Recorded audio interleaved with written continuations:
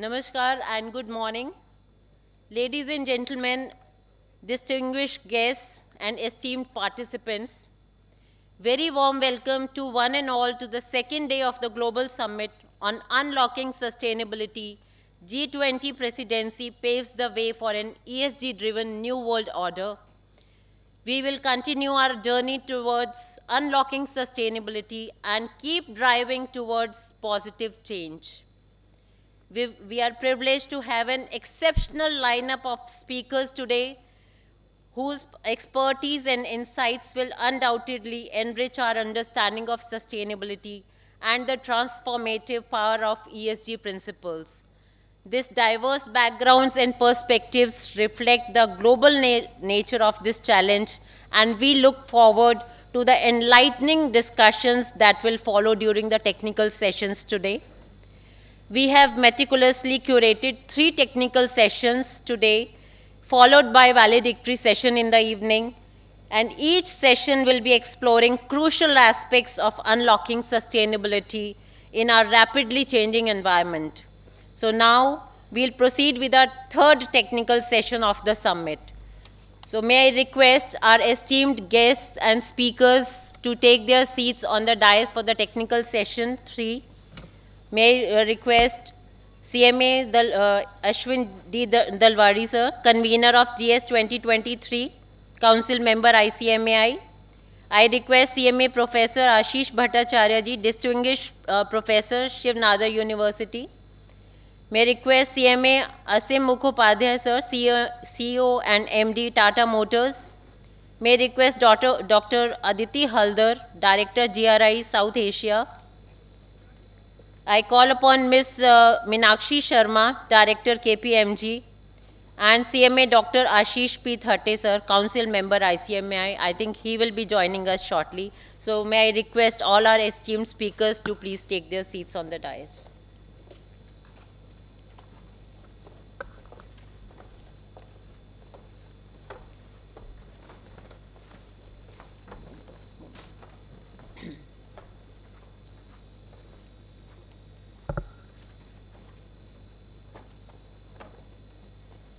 This technical session 3 is ESG collaboration and business responsibilities, the CEO's dilemma and CMA's role, which is very important today. And as ESG considerations gain prominence, CEOs are really facing a challenge of balancing societal and environmental responsibilities with their financial expectations.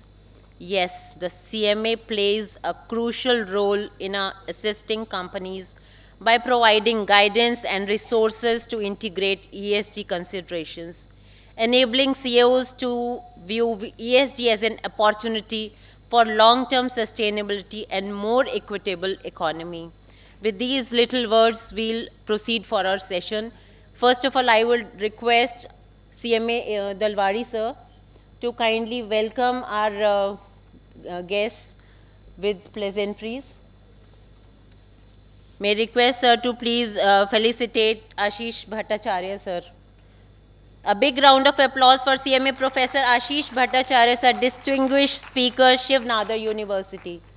Thank you, sir, for sparing valuable time with us.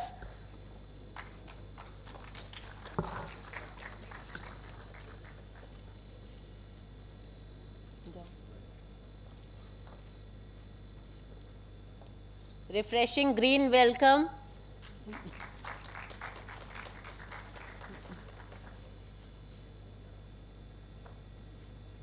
Sir, plant.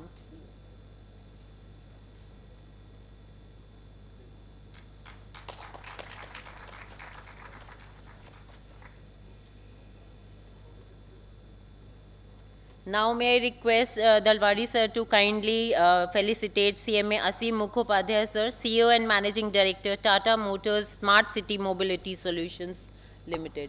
Thank you sir for coming all the way for this session. Always consistent support from your end. Thank you so much.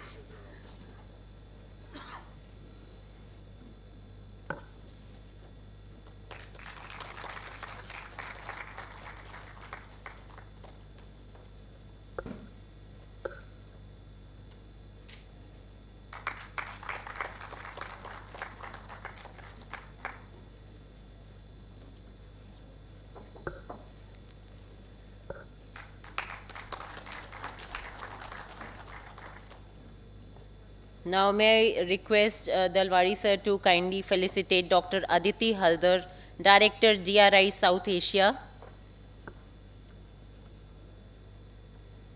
We have been associated with ma'am for decade, I think, and she has been always together with us for all these initiatives. Thank you so much.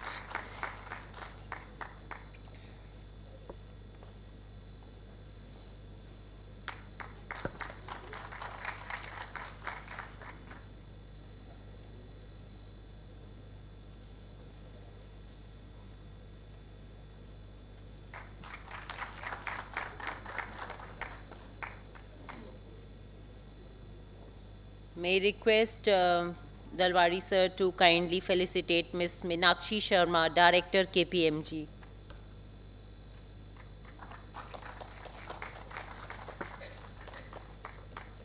Thank you for joining with us today morning for the session.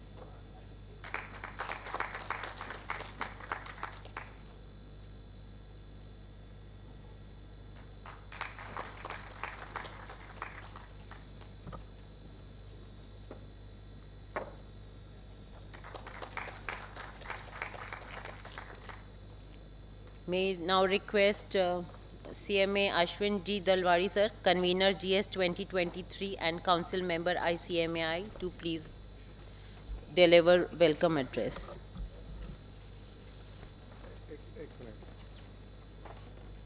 चित्तोदा को बोल दो ना, he has consented to give vote of thanks. नहीं मैंने बोला he has consented, तो आप बुला लो. Okay, but he is not likely to come. Anyway.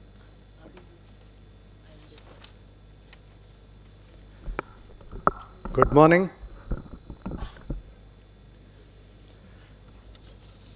It's a pleasure to be with you today morning at third technical session on ESG, collaboration and business responsibilities, the CEO's dilemma and CMA's role. So I take this opportunity to welcome speakers, our learned speakers, Shri Ashish Bhattacharya ji, Aditi ji, Asim Mukhopadhyay ji, Miss Meenakshi Sharma ji, and my fellow colleagues of the dais. See, the topic chosen is really interesting because when we talk about the ESG, environmental, social and governance, a framework used to evaluate sustainability and societal impact of companies and investments. See, as the awareness is growing, the pressure is being mounted on companies towards more compliances towards ESG. But for CEOs, it is really a dilemma that they are stuck between two goals, short-term and long-term, because ESG goals will yield you results in a long term. And as a CEO, you are supposed to give immediate returns to your investors also. So this topic is really apt. And looking to these challenges before CEOs, I am sure today's speakers are going to deliver the important aspects of all these challenges, how they are facing, they feel and how the CEOs can face it. At the same time, role of cost accountants. See, in this framework, cost accountants can work as a catalyst because we can provide them, CEOs, a kind of information, and through that, they will be able to deliver their goals. So looking to this topic, I feel that, yes, today from our worthy guest, with the speakers, we are going to get a lot of inputs on our ESG matters.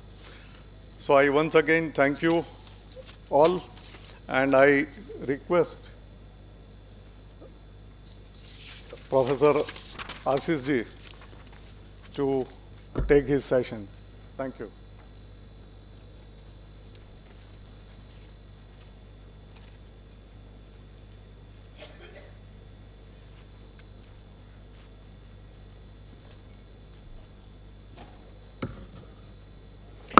Good morning, friends.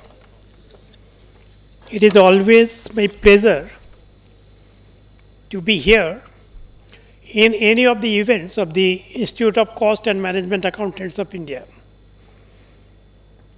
So, I don't know whether I should thank them for inviting me here, but I will thank them because they always invite me. Thank you very much, sir. Today, the topics are absolutely important for two reasons.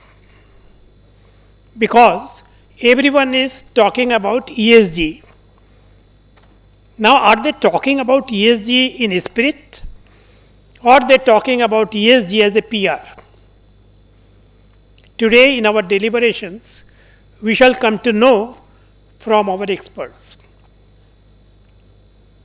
Now, when we talk about ESG, it is nothing but a coming forward to sustainability. What is sustainability? Sustainability is sustainable economic development. What is economic development? Economic development is to improve the well-being of common man. It is not measured by GDP, but there are many other measures which comes to us, like the development report of a country. And of course, in India, we don't have a pride position to say that we are in a very high rank in that World Development Report. Leave that aside. Now, when we talk about this sustainable economic development, what we do mean? If you look at the definition that comes everywhere, because that is given by UN committee, that benefit or welfare of this generation and subsequent generations. That is what we talk about. But look at me. I am the first generation. My children are second generation, and grandchildren are third generation. What it means? It means that we are living in three generations at the same time. And therefore, when we say that this generation and future generation, we should not think about that this generation is different and future generations will come. It is a continuity. And therefore, when we talk about benefit of future generations, well-being of future generations, we are really talking about welfare of ourselves. When we look at a small community like our family, we never have to think about it. We see that our next generation and subsequent generations are at least as well living as compared to us, or they are little better than that. And we feel pride about it when they are better than what we have done, how we are living. When it comes to our housing society, we also think similarly. We say there should be a park, there should be a playground, there must be something, they should breathe oxygen, so on and so forth. Beyond that, we say, Jane do. We need not have to bother. Today, when we are talking about ESG or sustainability development, then we say, we cannot say, let us not bother about it. Now, when we talk about environment, naturally, what we are really trying to say, we are saying that so long we have not cared for environment, because we always believe that these scientific and other discoveries will take us forward, because they have done so long. The new technology has come, there are new discoveries, and we never bothered about the environment. But today we are bothering about environment primarily because of the climate change. Because we are feeling the impact of that climate change. Therefore, now we are questioning whether these scientific discoveries and innovation will take us forward, or we have to do something to understand that we cannot consume the resources, economic natural resources, in the manner we consumed earlier. Now, there are two kinds of natural resources we talk about, which regenerate themselves. So, we say that our consumption rate should be lower than the regenerative rate. Second is non-regenerative natural resources. We say that we should consume less because it should match with our discovery for alternative use of those resources. That means whether we can reduce our consumption. Therefore, we have started talking about circular economy. And so long environment is concerned, it is like a basin where we dump all kind of emissions. Has it reached its capacity? Perhaps yes. That is why we are talking about the climate change, global warming, etc., etc. So when we talk about ESG, we are asking ourselves that whether as an industry or common person, can we do something to reduce our waste of economic resources and reduce our emissions and other kind of waste, so that we don't exceed the capacity of the basin, which we call environment, and we can keep breathing easy. That is what we are talking about. And we are trying to find out large number of alternatives. For example, one is we are talking about the e-vehicles. Is it the right solution? No one knows. Today it appears that it is the right solution, because we are not consuming petrol or diesel or gas. But what is the impact of this? We really don't know. Of course, my friend Oshim is there, so he will tell us little better than what I know, but to my mind, we are not very clear, because recharging stations are consuming energy. When we talk about batteries, we don't know that when we dispose it of, what would be the impact on the environment. Whatever it might be. Point is, we are now exploring that what alternatives could be there to ensure that we are protecting the environment. So what we are saying? We are saying that if we are in industry, then we need to, it is very important for us to understand how our operations and products, that means the strategy and products and services, are impacting the environment. Can we reduce it? That is the first point we are asking. And one very clear thing I have seen, that is the generation which is coming out. We can call it Generation Z. I can tell you that even kids of 7, 8, 9 years, they are now saying that environment is important. That kind of awareness is created. And you know what they are asking? That what you have done, why should we carry this legacy of climate change? We have not contributed to that. And therefore, when you have to attract the employees, they will ask what your company is doing for ESG, environment. As a customer, they are asking that, what have you done about it? We are ready to pay a premium price if it is an environment friendly product or it is the environmentally process through which it is being produced. And 40% of employees and customers in next decade will be this Generation Z, who are asking, what is our fault? Why we have inherited this kind of environment we cannot breathe? This kind of environment where there is a climate change.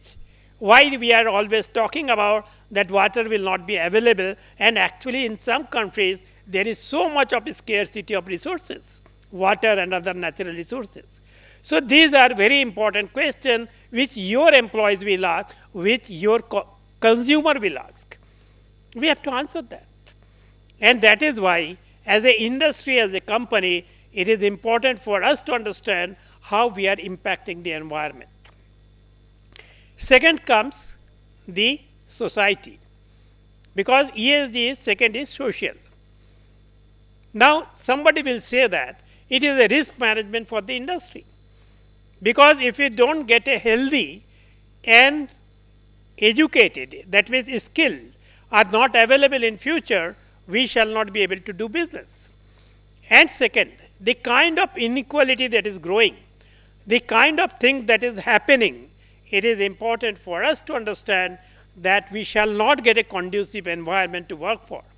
Again, I will refer to Generation Z that is asking that we should be sensitive to this kind of inequality. And where would be the market? Bottom of the pyramid? To an extent, yes. But then how the business will grow? If there is no purchasing power, then business cannot grow. It has to sell its product and services. And therefore, as a company, we need to think about the S part of the ESG. That means, what are you contributing to the society? What is the impact on the society? And when I say so, so far we have taken the position that it is the government whose responsibility is to formulate the policy. Were we right? Perhaps yes, perhaps no. Because we are taught like this, that it is government responsibility to frame policy and we shall comply. And therefore, every company had some time ago compliance officer. They tick that there are 300 legislation. Are we complying with that? But are we complying with the moral legislation, our own, our conscience, our spirit? There is no compliance officer for that so long. Today we are talking about ethics, we are talking about culture, but there is no officer about it. Yes, by and by perhaps we are starting to think about it, that how we are impacting the society in general beyond our own employees. Because I can tell you that when I started my career in a way in the sustainability and others, a very large company came to me because no IIM has a brand. So all consultant companies come to the IIM to ask for consultancy report. I gave a report and I said there that if you are serving your own employees, then you are not serving the society. And the gentleman or lady, I will not name, who came here and said that you claim to be an expert in this, you are not. Because this is sustainability when we are looking to our own employees. Think about it. Is it sustainability? Is it the social impact we are talking about? Definitely not. Now, third is governance. Why governance is important? Because it is board responsibility. Today we don't talk about that the shareholders own a company. No, they don't own. They are one of the owners of factors of production and therefore they are not owning the company. Company is not a collective of shareholders. Company has large number of stakeholders and we cannot ignore them. And therefore we cannot say that governance is only to look at creating shareholder value. It is not. It is absolutely not. And therefore, it is the board which is responsible to ensure that the company is working on ESG. Why it is important for the board? Because the executive manager, CEO, will always be under pressure to show result. The other day I was looking at the Enron case, all the Enron scandal. And why, what is the one of the reasons? Because when an executive claims that he is the best and innovative, board should look at is a red flag. Why? Because when he will say that I am the best, then he has to maintain his reputation to be the best. And how will measure his reputation? Share market value. And therefore, all kind of manipulation will be done by the manager to ensure that share market value is rising. Therefore, he is under pressure. And second is his own compensation. We talk about we talk about ESOP, we talk about the bonus, blah, blah, blah.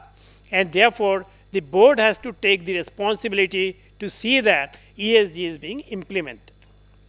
The second theme which has been given to me is collaboration. With whom to collaborate? Of course, we need to collaborate with all our partners. We talk about value chain, etc., etc. We know about it.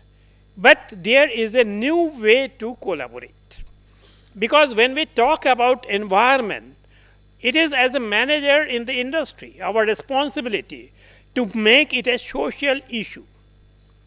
Why we should make it a social issue? Because if other companies which are consuming natural resources, if they don't really care for the nature, then I will not be able to be in the market and be competitive. Therefore, I need to collaborate with not only with our competitors, or we shall say that who are in the same industry, but we should collaborate with which someone has said archetype, who are consuming these kind of resources, we should collaborate with them. So that is a new kind of collaboration that is required if we have to implement ESG. Rest collaboration is with social activists. So long we have said that, oh no, social activist. I can tell you that even now, if somebody is joining from a particular university, then even in education institution, the administration will say, why are you considering him? He is from that university and he must be a social activist. So we are not really cared, we are very afraid of any kind of criticism. But if you are afraid of criticism, we shall not be able to implement the ESG. Therefore, we should interact, collaborate with the social activists. I am not talking about those who only say negatives. If you look at a collaboration, a relationship is being developed with them and invite them for discussion, even in the board meeting, they can come up with lot of suggestions and they can also see that what is the undercurrent going on. That helps you to implement the ESG. Therefore, when we talk about this collaboration part of it, we should think laterally, we should think creatively, and we should say that we shall collaborate with our tribe. We have to socialize it. It is a very difficult skill, but we need to that skill. A new age manager, 20th century corporation governance demand that a manager should be able to collaborate with archetypes, not only with the competitors and others. So your membership with CII and others is absolutely fine, where we talk about in the same industry. But it is important for us to speak to those who don't belong to our industry, but consume similar kind of natural resources. They are also impacting similar kind of creating social impacts. That is the kind of collaboration I will talk about. Third theme which is given here is business responsibilities. Business responsibility comes under ESG. So your responsibility is to implement ESG. CSR is not ESG. Therefore, when we talk about impact. So business responsibility is to measure the impact. It is true that when a business spends the money, they want to take it back, all the benefits. And they are so far the most important weakness of capitalism is that they don't want to internalize the cost of externalities they create on the society or on the environment. So business responsibility is to internalize that cost and to reduce the pain, and don't say that I am doing CSR because I am inflicting pains and I am also giving a remedy for that pains, or I am bearing the cost of that pain. That is neither CSR nor sustainability. So that is the kind of responsibility I like to see from the business leaders and managers. Don't talk about ESG and CSR, etc., only on the platform. Do it in the spirit. Third is CEO dilemma. Now, one of the CEOs is sitting here. He will be able to say that what kind of dilemma he faces, but being an academic, I feel that CEO has no dilemma. Integrated thinking has come up through integrated reporting. So you have to balance both. You have to feel the pressure of the short term, no doubt, but you have to balance and say that I will do long term. What it requires? One thing only, courage. Courage is required to say that I will create value in the long term, forget about what is happening in the capital market in the short term. Because capital markets sometimes never understand all these aspects. Capital markets sometimes never understand this strategy because it is difficult to communicate this strategy. Yes, we have to make money. We have to create value. We have to serve the shareholders, but we have also to serve the stakeholders. Now, sometimes I ask myself, why should we maximize shareholder value? A maxim which I have read when I read the finance or read the corporate governance or blah, blah, blah. Now the capital market is giving an average return of 10 to 11%. Have we stopped investing in the capital market? Perhaps no, we have not stopped. But at one time you would recall it was giving a return of 18%. So if we get a reasonable return as an investor, we shall continue to invest in the capital market. Then why to maximize it? Maximization is not required. After all, even when there is a zero return on the savings, in some countries it happen in between, because I am talking about the real return, not nominal return, then too we continue to deposit the money in the banks and post offices. Therefore, forget about maximizing the shareholder return. Create value for the company and think about all the stakeholders of the company. Therefore, I don't think that there is shareholder dilemma unless they think of themselves and manage their reputation and compensation. What is important is, but I say always that check and balances should come from the board of directors, because CEO is under tremendous pressure to give results. Pressure from the shareholders, pressure from internally himself or his colleagues or her colleagues, and therefore it is the board responsibility. But I will not talk more about the dilemma, because my friend will say, you are speaking all theoretical, I know that what kind of pressure I have. But last is CMA's role. We are not cost accountants, we are management accountants. And management accountants means you are a member of the top management. Whether you are a practicing management accountant or you are employed as a management accountant. And we are not bean counters. And therefore, what is important for us to give the management a support to the extent possible, quantifying the numbers. And we should also try to see that how environmental cost can be built in the business model in framing this strategy.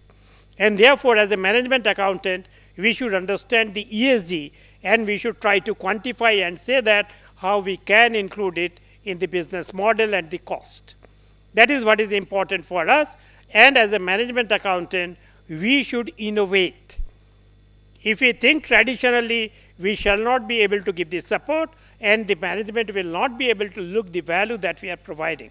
So CMA's role is to innovate, and support the management to understand that in new environment, what cost means and how to calculate the cost, that is important, and how to measure the environmental and social impact. With this, I stop here. Thank you very much.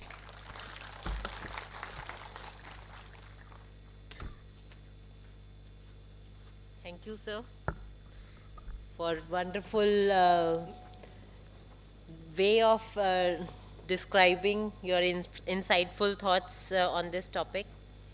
Now may I request CMA Aseem Mukhopadhyay, sir, CEO and Managing Director, Tata Motors Smart City Mobility Solutions Limited, to please share his perspective.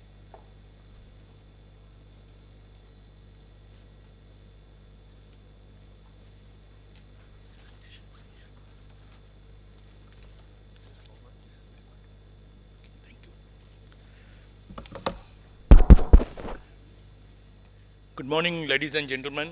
It's indeed a very proud privilege, and particularly I must thank the Institute and my own institute. It's always a proud privilege to be there when I'm invited to speak in the Institute or participate in any forum of the Institute.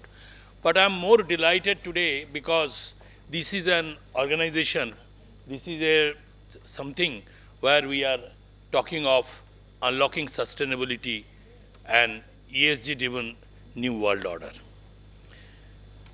In fact, my respected Ashish Da has made a very exhaustive speech. So I made a few slides. I will talk on those, but I would like to see that whatever he has stated, I don't repeat the same. So because very exhaustively he has covered the one. So with this, I start with the presentation. It's a call for sustainability. You are all aware that nations across the globe are taking efforts to combat the common cause for climate change. 70 plus countries, including the biggest polluters, China, USA, and the European Union, have set a net zero target. India is the third largest emitter of CO2 in the world after China and the US. And our country is focusing on achieving net zero by 2020, achieve about 50% cumulative electric power installed capacity from non-fossil fuel based energy resources by 2030, and reduce the country's carbon intensity to less than 45% by 2023 from 2005 level. Ashish has also mentioned a very important point, that these electric vehicles are running in the country, how it is sustainable. I will definitely cover it during my deliberations. Coming about the CEOs, this is a very important thing. I think the topic also and the coverage has been chosen so nicely. I think I must thank the Institute and the technical committee who has chosen the topic, that we are able to contribute, or we are able to project our thoughts. And as a CEO of I would say an emerging company, a company where everybody is on the learning curve. In fact, I was presenting to my Tata Motors board last month, where all the directors, including we have global directors, they say the business in which you are handling is actually a learning curve for us. Can you make an exhaustive presentation in the next board meeting to tell about how you do the business? See the interest this topic has created. I would say, if I make it, okay, I represent the mobility solution business, but in general, sustainability is an agenda for every company. And many companies have started long back. My co-speaker was talking of Dr. Irani, who has called off a sustainability call long back in the year of 2003-2004.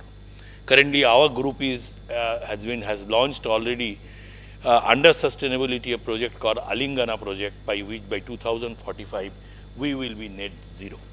So that's the endeavor. So balancing financial performance and ESG goals, I don't think they are mutually exclusive. They are very much collectively exhaustive. If you talk of today a company like the company which I manage life cycle profitability. So a year's profitability doesn't mean anything. I have been operating as an own operate and maintain model for 10 to 12 years for any business. So in that case, I think ESG has to be integrated with your sustainable, if you are to have sustainable profitable growth, it has to be ESG compliant. Integration of ESG consideration with strategic decision making. It has been mentioned by, I think, Asinji was mentioning that how we have to use those inputs. Today, it's a tech world. I was there last week, part of it, I was in London and Lisbon. I was in Oracle lab. I was trying to, they wanted to project the Oracle people, how the Formula One, the race, the Red Bull, how the race is basic modulated and they are giving the instructions. I will feel that it's a mind-boggling technology by which it's a tech-driven architecture. I was explaining to my co-speakers that today about 300 electric vehicles ply in the Delhi city of ours. And from a mobile phone, I can track a vehicle with a 1 minute lag, the vehicle, where it is, how the driver is driving it, whether he has missed any stoppage, what is the state of charge, and sitting anywhere in the world, if the internet connectivity is there, you are there. Driver behavior can be monitored. So technology has gone in such a space, and that technology will help us for strategic decision making in the ESG world. Then aligning ESG ecosystem with companies' organization performance and potential conflict between short-term profitability and long-term profitability, I have sustainability, which I already said. So companies actually face reputational damage and financial loss with inadequate ESG management. This Volkswagen's emission scandal, everybody is aware, that gives a kind of an noting that this can happen if we don't address it. Coming back to, we say ESG should be viewed as an opportunity rather than a burden. So I try to keep up a few line items, and then I'd say which is a strong ESG proposition, what is a weak ESG proposition. If we talk of top line growth, it is a better, if it's a strong ESG proposition, it is better acceptability by customer. It's a weak ESG proposition if it is a risk of losing customer due to poor sustainability practice. Customers will also not be with you. If it's a cost reductions, being the Institute of Cost Accountants, we talk of cost reduction, today cost optimization, maybe value creation. So, in cost reduction, a strong ESG proposition will be lower energy consumption, efficient water usage and recycling, and weak will be the higher cost of energy under conventional methods. I think there is a great way of monitoring the energy. As for example, I would say battery technology, which is there for the electric buses. The generation 5 technology currently deployed in many companies, including us in the buses, is giving a range which India never thought of 1 year back. I am telling you, when our company won the largest e-order, which CSL has launched 5,450 e-buses in the country, the chief climate officer of White House came and met me in Bombay House, telling how come India is able to produce electric buses, whereas all the electric buses flying in US are imported. She came with some other agenda, of course, but she met me in Bombay House, the Tata's headquarters, and I said, ma'am, 400 such buses are in Bombay only. You can travel by those buses. And today I travel in different cities wherever my electric buses are flying to see the feedback of the people. You will see many influencers have published in the YouTube videos what people talk of that. What kind of shift has happened from the diesel age to the CNG age to the electric age. But whether electric age is the final age or the charging technology is the final technology, I will come back to that. Coming to regulatory and legal intervention, support from government agencies and subsidies, at least in the FAME 1 and FAME 2, the central government has given us good subsidy. Now, all the industries, but subsidy cannot drive an economy. So, this has to be very sustainable.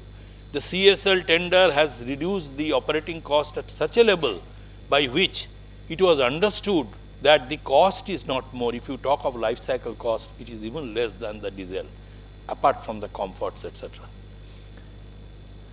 Weak risk of penalties and stringent actions, productivity uplift boosts motivation, talent attraction and improved credibility. And when it called a weak ESG proposition, it generates waste during the process. Investment and asset optimization, low cost of debt and better investment returns. And here it is risk of premature asset write-offs, high cost of debt. So studies have indicated positive correlation between ESG performance and financial performance.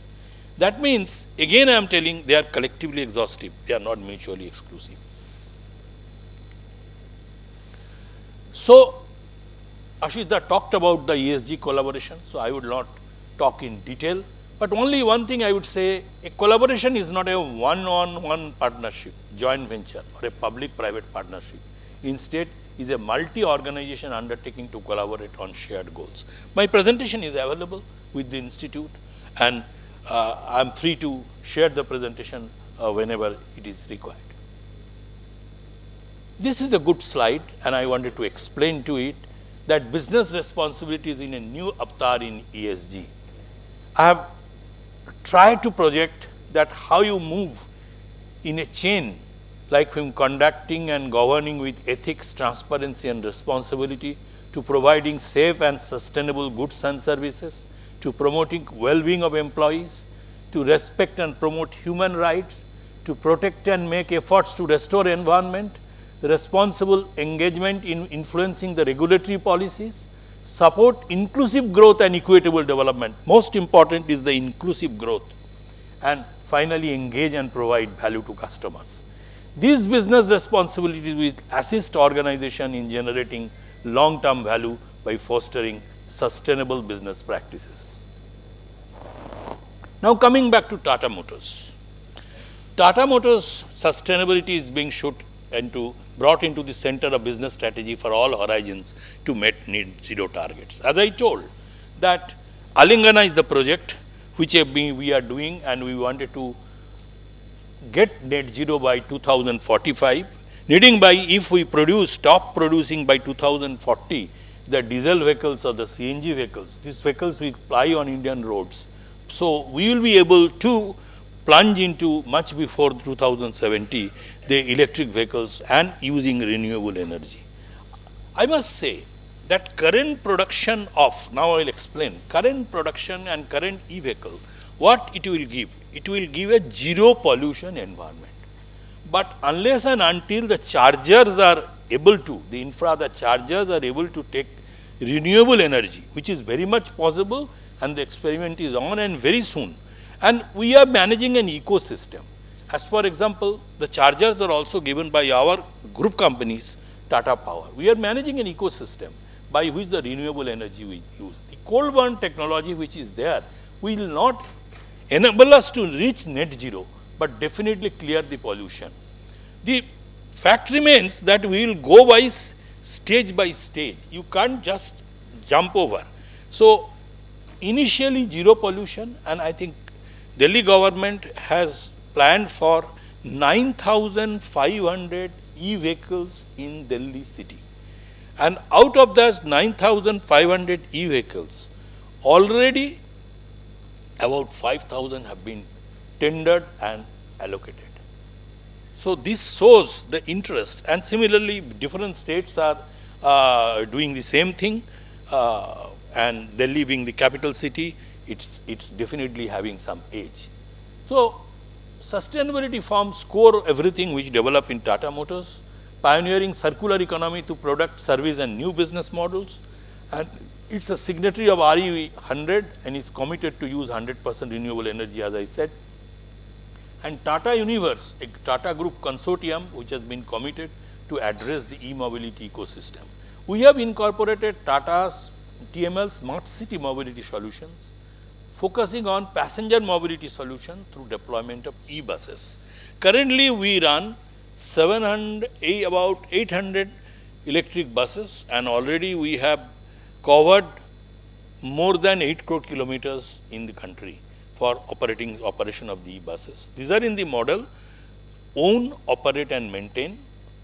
That means it's a life cycle profitability. 12 years the buses will be maintained, and the operating cost which we have learned during our cost accountancy days is actually the driver for managing this type of a business. So I was talking to the SAP folks, we are making the modules. This is nothing but my knowledge which I have learned during my cost accountancy age, that is the passenger kilometer, or even for the trucks. Penske is the company who does in US the ton kilometer. So I think the learnings which the institute has given us has finally enabled us to create new business models. Only how you explore is the key. And we have an order book of 3,000 which will reach by the year end. By the year end, 3,000 buses will be flying electric buses. And I must tell you, most of the big companies, including big public sector companies, are in touch with me to see that their employee transportation are made by electric buses. And that volume is no less than whatever is the volume is there by the STUs. For your information, India as a country, 10% buses are only managed by STUs, 90% by private operators. So generally just see the scope of the EV buses, the zero pollution vehicle as of now, but these zero pollution vehicles will change to renewable energy in a short run. Then leveraging one Tata synergy to drive the shift towards sustainable mobility solution. As I said, being a big group, we have the privilege. We have our Tata Power, we have our Tata Capital, we have our Tata Project.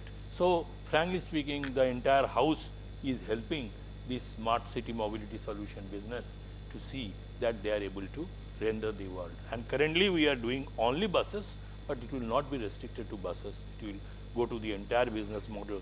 And the way subscription economy is going, 10 years down the line, I will not be astonished if we find 50% of the business are getting converted to this.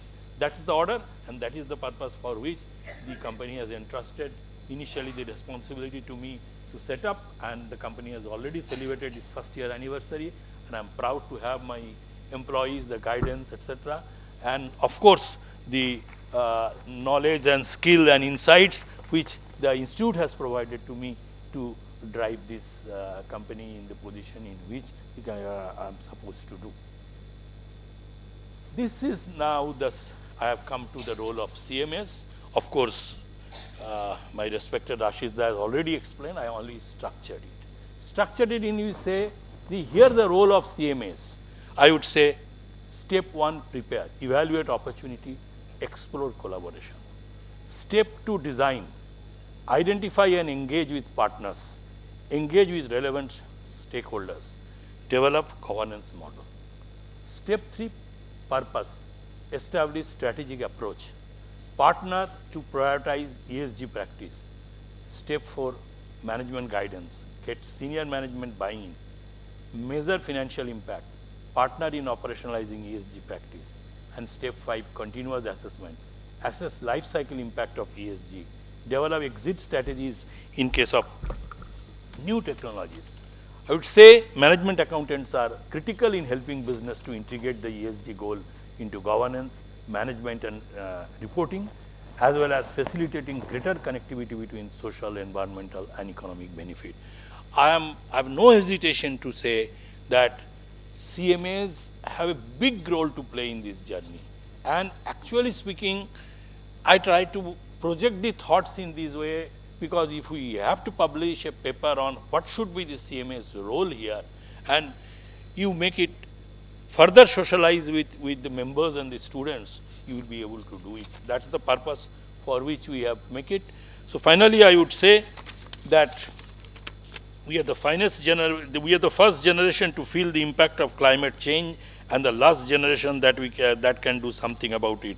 The climate emergency is a race we are losing, but it is a race we can win also.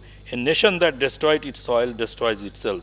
So building a more sustainable global economy will help reduce the greenhouse gas emissions that cause climate change, and CMA community has a great role to play. Sustainability is no longer about doing less harm, it is about doing more good. Thank you very much for the opportunity.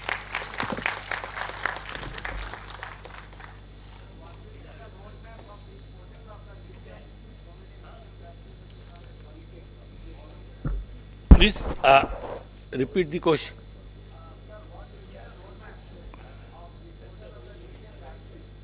See, lot of, now I agree with you, the reconservation projects and is already on, and this type of batteries, 2 examples are available, and one is available and we are doing, a lot of experiments are going on. One happened in a city close to Birmingham, where they have used those batteries, salvaged these batteries, and able to provide 7 days power to the city. So a lot of experiments are going on there, and I am privy to, I cannot disclose also, such one experiment has happened in Australia.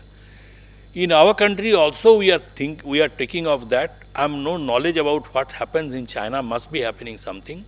But I would say that lot of research is going on in UK and Europe and also in India to see that this salvaging, how for a productive use this salvaging can be used. And I am telling you, the battery manufacturers, the cell manufacturers are mostly in China, and today the assembler are here.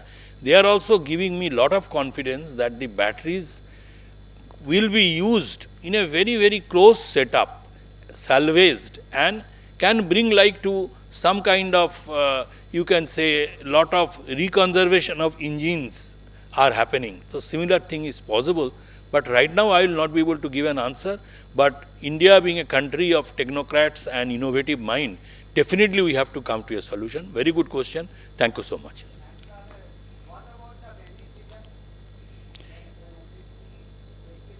I don't think. Now you see the rainy seasons, the strong rains in Delhi, our buses can sustain. So I think I was there with the transport secretary yesterday of Delhi. So I was telling him some small glitches were there. So both of us were discussing. The first lot has come of the Gen 5 battery, giving a range of almost 250. So that's a great news, which was not there in the earlier 120, 140 was the range. Lot of safety practices. ARI has given the norms, and we being the Tatas have increased the safety manifold. So I think rains will not create that harm, but natural calamities nobody can predict.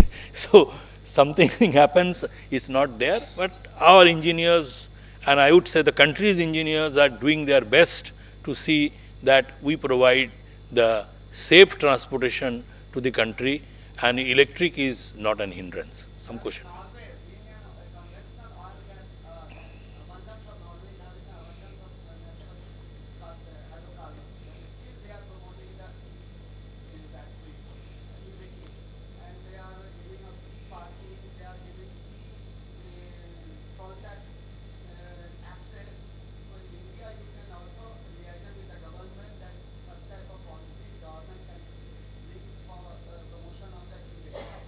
See, government is very progressive, I would say, and at least so far as the e-mobility is concerned, lot of forums have been constituted and trying to help the industry to come out.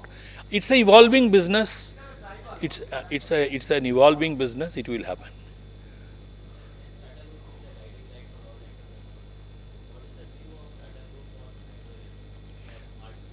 Yeah, good question. We have already formed a joint venture for hydrogen ice with Cummins, and I'm also on the board of that company. So hydrogen ice is the next answer. The company has been formed and registered. It will be operating from Jamshedpur. And similar, many such initiatives will be there. This is the first company in the Tata Group which will be producing hydrogen ice vehicles. The first vehicle will be rolled out before 31st of March. So we are looking towards it. That's why I said I will tell Ashish, the electric, the way we am doing it is not the answer. It is the first step forward. Thank you very much.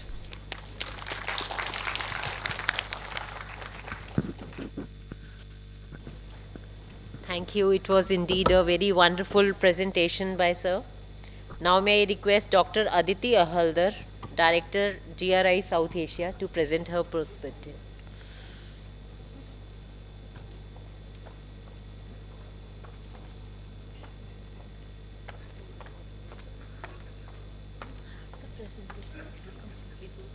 This is the way, no?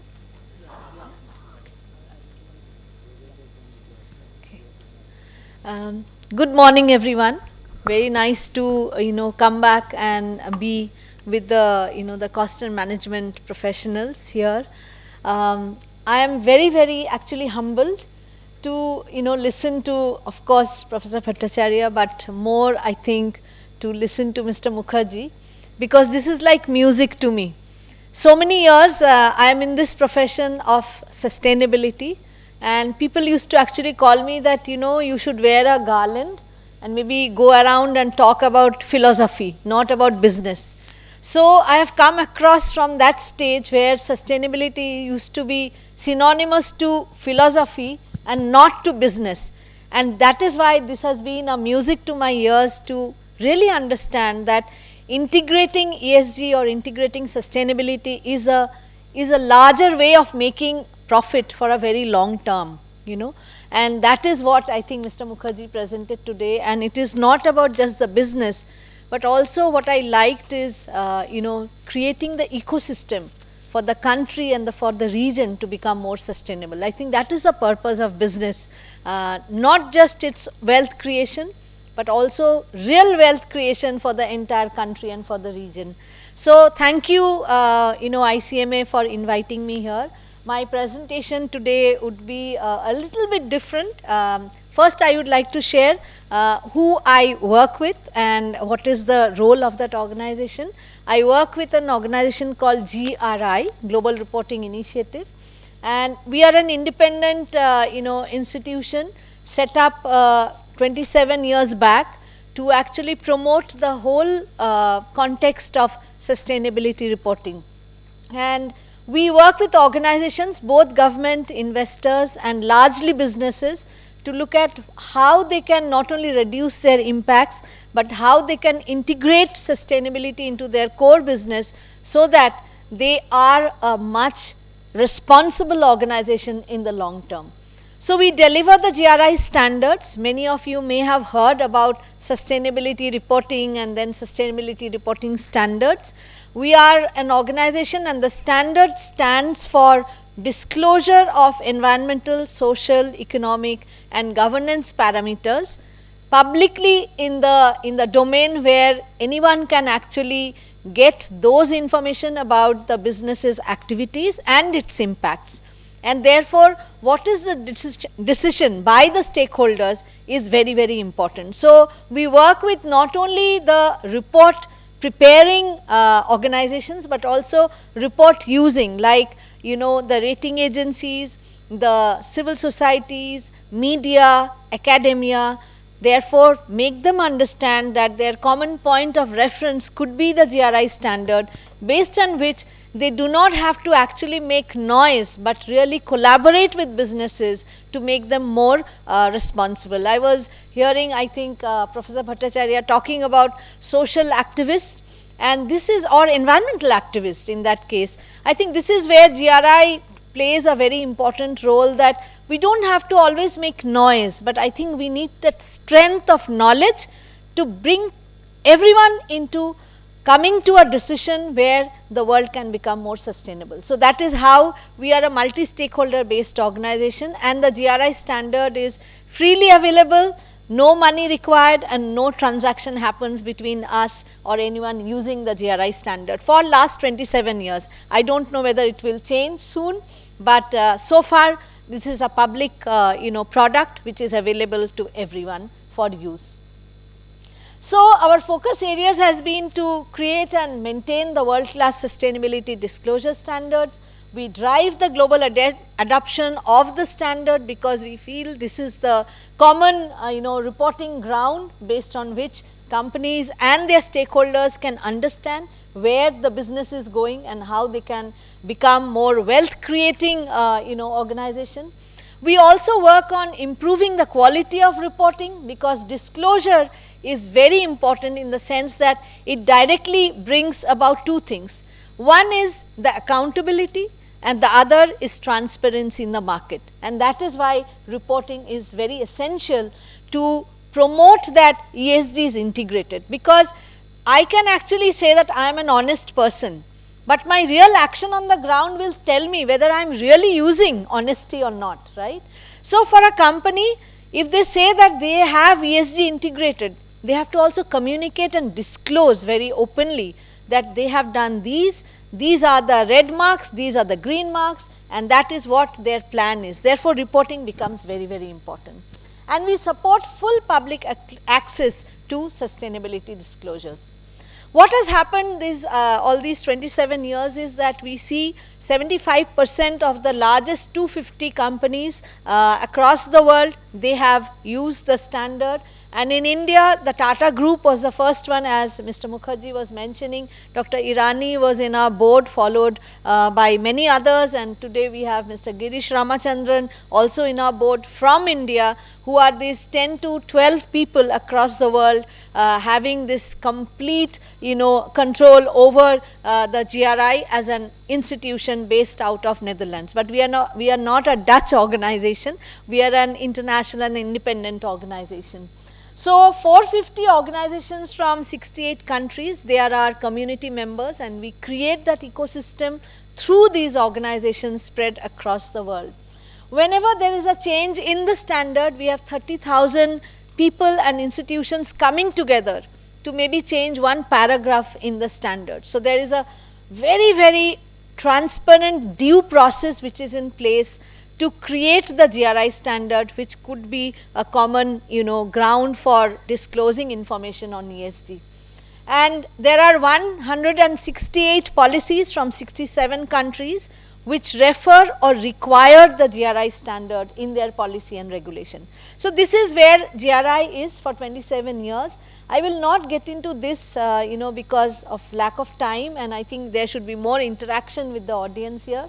But I thought that this will be a good starting point, because in India or in the world, we are talking about many frameworks and standards. So there are, just to bring a little bit more clarity for everyone, So there is this big club of standards which are there, and there is this big club of frameworks which are there, right?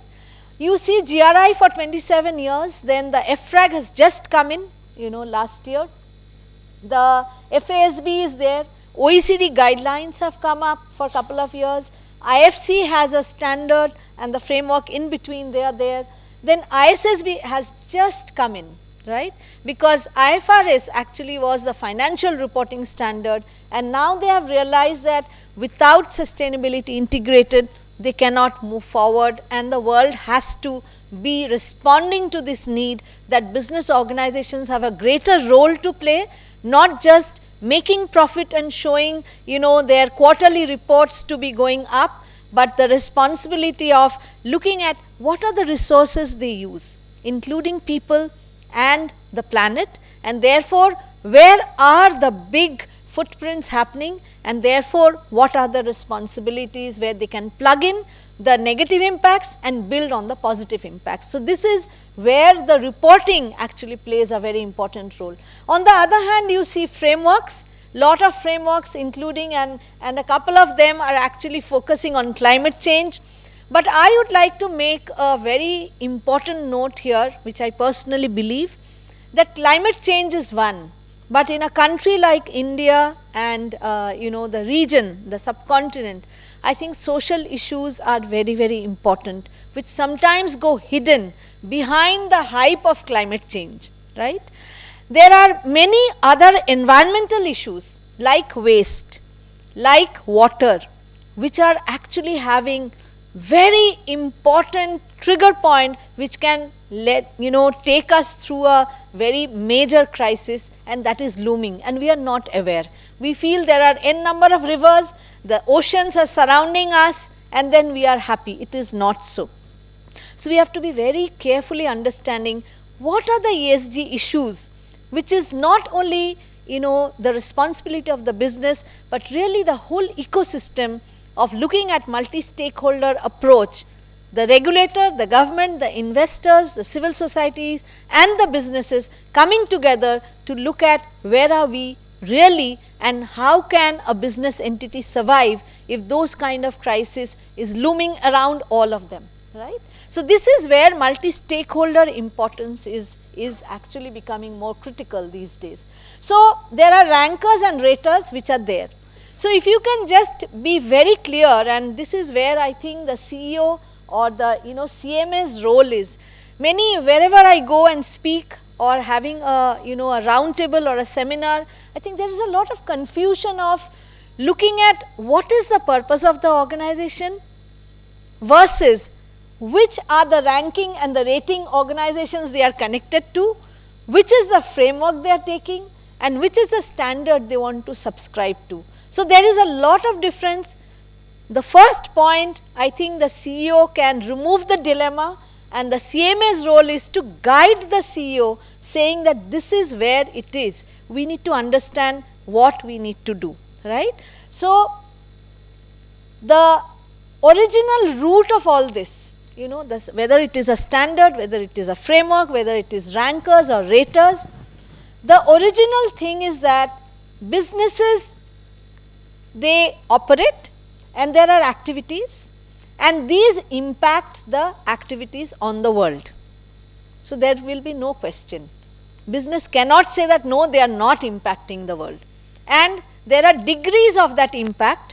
There are specific areas where they have impact. So we need to be aware of them, we need to measure them, we need to use a system in place where the measurement can happen in a very organized manner, well structured as per the organization's need.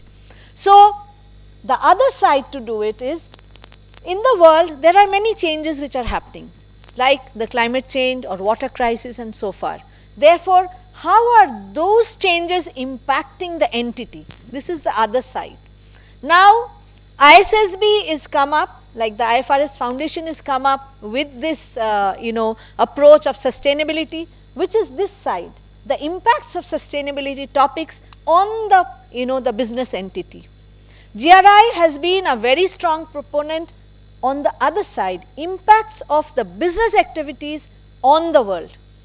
But what we now need is to collaborate the two and bring them together if an organization has to be smartly operating in the long run. They cannot just do one dimension. This is very, very important. So even the use of word of ESG and sustainability, please think through and look at it from the lens in the entire value chain. Which part of the sustainability are you really focusing on? Is it this one, from the world to the impact on the entity, or from the entity to the world? You need to be very aware of. The next point here is that there are different developments which are happening, and therefore there is the pillar 1 of sustainability reporting, which is on the entity, and there is the on the impact on the world, and pillar 2, which is the strengthened financial reporting, which focuses on companies' disclosure addressing the financial implications of sustainability issues. So these are the two things you need to understand. As far as possible, I think what is important here is very, something to take note of, because I know I was addressing the Chartered Accounting Institute's, conclave last week, and now I am here. I have great hopes from the, the CMAs, because you are the profession who are really the pillar of wisdom and knowledge and your expertise to steer the organization to look at the entire value chain, look at the resources that you use, treat each resources like a capital, and tell the CEO and the board that these are the resources, these are the capital where the large impact is happening, and therefore our responsibility is to take care of them. It's very simple. Nothing else is required. Yeah. Second, the CMAs always remain behind the scene. And I have been interacting, as ma'am announced that, I have been with the, ICMA for a couple of years now, almost a decade, and I feel that they are behind the scene. You have to make your presence felt, not just saying I am a CMA, but to give this very wise decision at every point of this decision makers sitting together. I think that is the power that you have, because you have the expertise and the knowledge of all the capitals which is required for an entity to flourish.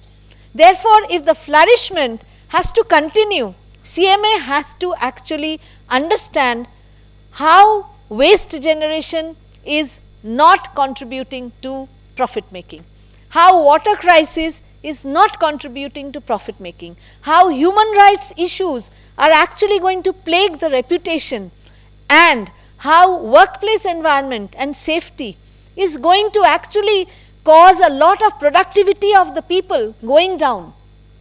These are the expertise of the CMAs, and therefore the double materiality is like a process and a tool that is available now. It will be increasing. GRI will be working with CMAs to look at this double materiality to be functioning in the company while they assess their performance and their management systems and their strategy, which has to be in place. Therefore, it is not just about the GRI standard, but really what is the purpose of the organization. Yeah? So, my last point that I want to make is that the role of CMAs is to definitely influence the decision of the CEO, who takes charge of the whole organization on behalf of the board. And the execution of this group of people is to really understand what is the purpose of the organization. And I felt very happy to, understand a bit more about the Tata e-mobility, because he shared that the purpose of the organization was not just selling a product, but they are really serving the function of a society. So this transformation of an entity to not just sell a product, but look at contributing to providing the purpose or the function of a society is very important transformation that a CMA can make it happen. Yeah? So the purpose of the organization is what? Is it to just make that shareholder number go up? Is it to make the shareholder only just happy? Or do they consider that business entities are part of the society and they have a major role to play in terms of looking at different stakeholder need, and therefore the organization will not be just trustworthy, will be credible, will be also dependable, and therefore they can exist in complete connection with the different stakeholders in place.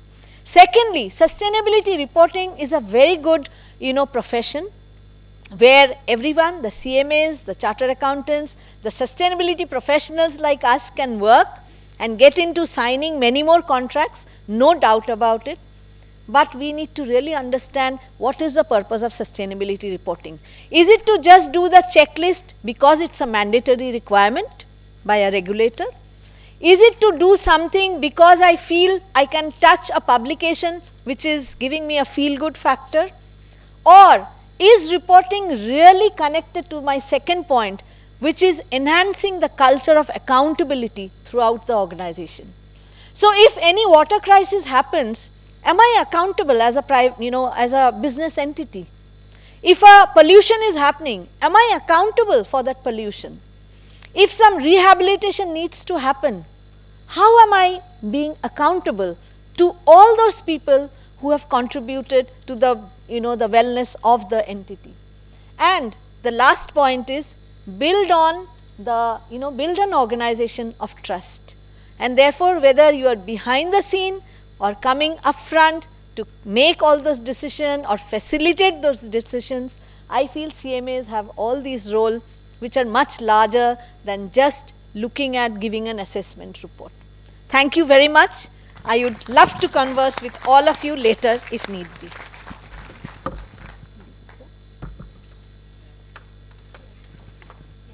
Okay. Should I take it now? The question? Yeah. Okay. Yeah. Ma'am, see, now we can monitor what emissions we are doing. So it is easy to control. Okay. Now the problem with Indian business sector. Sure. Okay.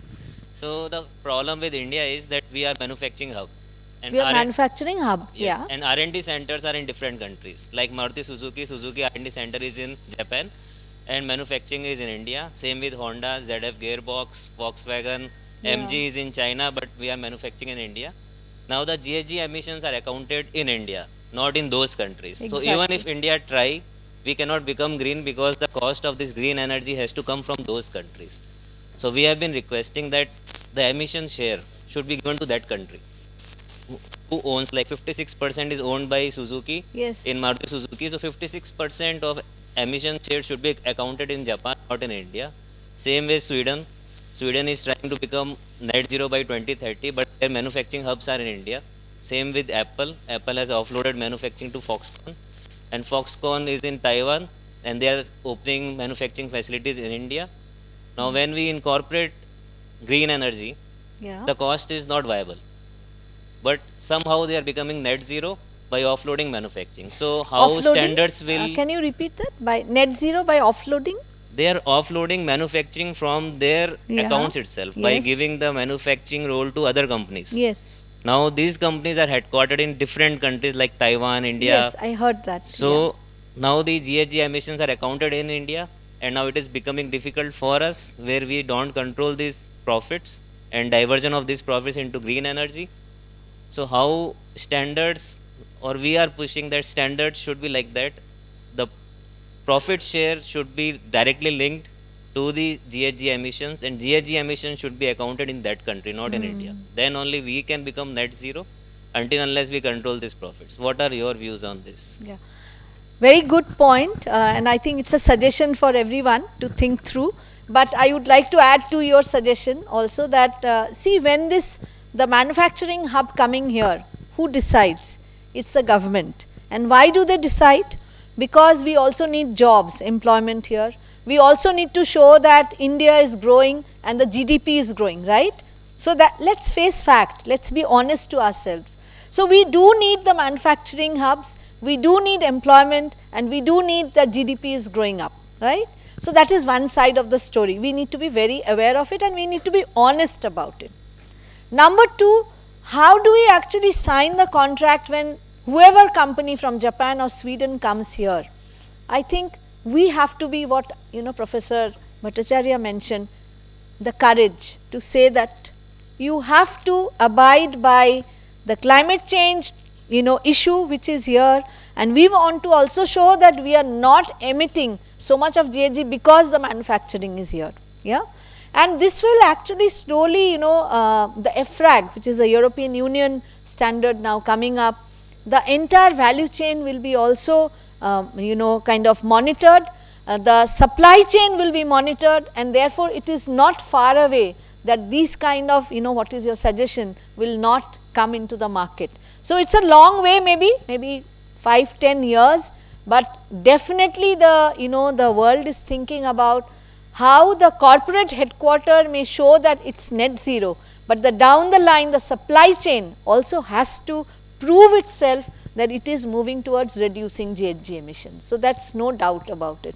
But I would like to also say that as a nation we need to be very clear whether we are going to entertain other countries to come and, have manufacturing hubs here, or should we have more Indian companies to do more and sell them by saying that we have produced and manufactured well designed products which are not causing harm to the planet or to the people. So that's a decision, by us. We are a democratic country, right? Let's use the power of that. Yeah. Any more questions here? Okay. But sir, do we have time to ask the other speakers? Okay. Later, no? Later? Okay. Yeah, just one question. Yeah. ESG, to control that climate change, we require phenomenal investments, and as we see, the benefits are reaped over a period of say 40-50 years, because we are passing it on to the next generation. So when such a phenomenal investment is required, the government should bring up some PLI schemes where the phenomenal investments will be reaped over, and the corporates can definitely go ahead and invest, so that there is no pinch as such, and it will not affect the financials immediately. So the suggestion is, can we have it like a machinery type? If we have, say, if we invest in machines, we claim depreciation. So like if we invest in this criteria, so can we claim through the CSR route, can we have some type of incentives? That is my query. Question Yeah. or suggestion? Suggestion as well. Okay. So, okay, to add similarly, I will add to your suggestion. First is that, businesses use the resources which are sometimes freely available. Okay? No one questions, they use it. So, I think there is a trade-off in that. We need to be very aware of doing the real accounting. We just do an accounting when we invest in infrastructure and we look at the price and we say, okay, this is the investment. So, number one is to do the real accounting of intangible resources. Yeah, that is very important. Yeah. Number two is that when there are many infrastructure requirements, like you say humongous investment, that is, I think, a perception. I'm sorry to, I differ with you. Many times sustainability can be well integrated by just changing human behavior, bringing a culture of change, like safety. Safety is not always requiring, infrastructure changes. Safety requires a cultural change, that I value my life and therefore I need to be safe. So, of course, there could be some trainings required to, say that this is, you cannot do this, you can do this, and so on and so forth. There are many issues like this which have to be actually looked at where the business is making the largest impact. Look at where you need infrastructure changes, where you need technological changes, where you need behavioral changes, where you need management changes. Then only, say that this needs a humongous, change, right? Humongous investment, because I think that is a perception, not based on facts. Yeah. So, therefore, for facts, start measuring what is most important to the entity, where are the risks and opportunities, and therefore, my investment in terms of technology, innovation, science, behavior, education, where do I start? Then it will not, sound that you need a humongous investment in terms of money. Yeah, thanks a lot, ma'am. Thank you. Thank you, ma'am, for such a wonderful presentation and taking up some questions now. So with this, now may I request Ms. Meenakshi Sharma, Director KPMG, for her presentation.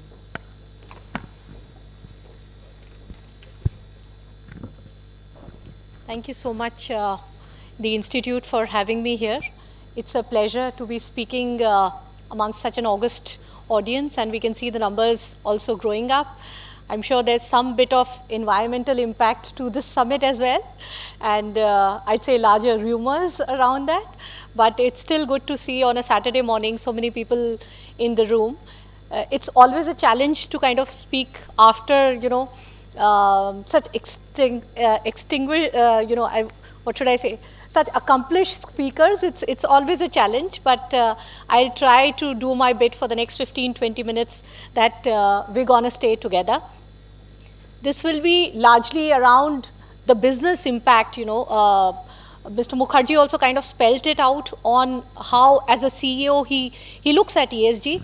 Before that, Professor Saab already guided us on how ESG has become mainstream, and Aditi, of course, has been a professional in this, so she has kind of spoken about the framework, the standards, and how the entire sustainability reporting is changing. I think it has all got to do with the way the world is changing. We're not, I think one of the speakers said that we're probably the first generation facing the climate change, and I think everyone here would want to believe that we should be the last generation looking at the impacts of climate change. Our children should live in a free world, which is not bothered by the impacts that, we have created or our forefathers have created. But let's look at the opportunity side of it. I think at the rather beautiful side of it, if I were to stay. And I think Aditi did say that when she was earlier in this profession, what did she hear, and now, I'm sure she's the face in many conferences, we've seen her together. I think the times have changed starkly if you talk about sustainability, right? And in India, I think this word kind of came in with CSR, right? And that is when 2013 Companies Act came in. So I'm a company secretary by qualification, so I will kind of use references from law here and there. But I think that is the first time when we saw CSR and heard about GRI reporting, for that matter. And some companies were doing this, though it's not a mandate, but highly intensive industries like cement or steel or mining, started doing it. And I used to work with a tech company that time, and this was kind of a, something like a new kid on the block, and we were just wondering, and we said, oh, this doesn't bother us, ESG, or I think ESG is a more recent coined term, if we were to say. That time it was CSR, a little later it was sustainability, and we said, no, we don't pollute, we are a tech company. If you went to the banks anytime, they would say, it's absolutely got nothing to do with us. We are not manufacturing anything, so we're not polluting, and if we are not polluting, we've got nothing to do with sustainability. And I'm sure some of those here will kind of, agree to me on this. And then, it changed. It changed from Schedule 13, where there was those 17 activities listed, and it still kind of worries me when people have those fancy and all tick-marked CSR reports, and you come out of that fancy office, and you just go to the near about areas, and you will find a lot of things that you will not feel happy about. Though one of the aspects of the CSR mandate from the Companies Act also says that the funds should be invested in near around areas, but I don't know where those funds get invested. So that is there, but the times have changed now to discussions, the theme of an institution which kind of supports financial industry, the global summit having its theme around sustainability. Where we have come to, it would have been unimaginable a few years back, and I'm sure the ICI convention you're talking about had a similar theme. Everybody, the government, is talking about sustainability, is talking about ESG. So I think we are in very good times. IFRS has brought about 2 standards already. Now, it would have been very unbelievable for me to think, and some people on the stage, dais as well, and in the audience, that accountants would ever think about sustainability or ESG. They always thought it is the job of the CSR guy. We've got them here, and they'll do something or the other. And excuse me, or please forgive me, but philanthropy and CSR have been interchangeably used, not in our country but everywhere else. That is changing now. A sea change has come in. So I think we are in the best of the times, whether we are a finance professional, whether we are a sustainability professional, but all is changing. And now at least we have, we have at least recognized and accepted that yes, we have done something wrong to the environment. Now the knowledge level has come down to, even if you talk to a cab driver, right? He will say that, madam, हमने ये सब कुछ किया है, इस वजह से ये हो रहा है आज. So, the understanding level has come to that level. And what Mr. Bhattacharya was saying is absolutely right. The 9-year-old children today talk about SDG goals. They're working on projects SDG goals because their schools are actually talking with alignment to the SDG goals. And they're not doing it on paper. See, today, whether you're doing it on letter or spirit is for professionals, but with kids of that age, it is not that. Everything, I think, comes from spirit. And similarly with the consumers, one of the presentations did talk about consumers are actually doing this. Now just see for yourself, when you're doing online shopping, if it asks you for a little more, and there'll be written there, this has been sustainably sourced, you don't mind paying a little extra. The Gen Z or the Gen X or whatever you may call it, they don't mind paying a little extra. So that is where we have come to. So I think we've come through a difficult task. I don't say that, whatever we have created around us is very beautiful, but we are definitely living in the best of the times when everybody is at least accepting that we are in a mess and we need to really, really do something about it. The CEO talking about how sustainability can be merged to derive profits, fantastic. I don't think there can be anything better than this. And if businesses get onto this, if so many management accountants start thinking about it, and the kind of information that you supply to the management is based upon the sustainability parameters, I think we are in the excellent times. So on that note, I will start off with my presentation here.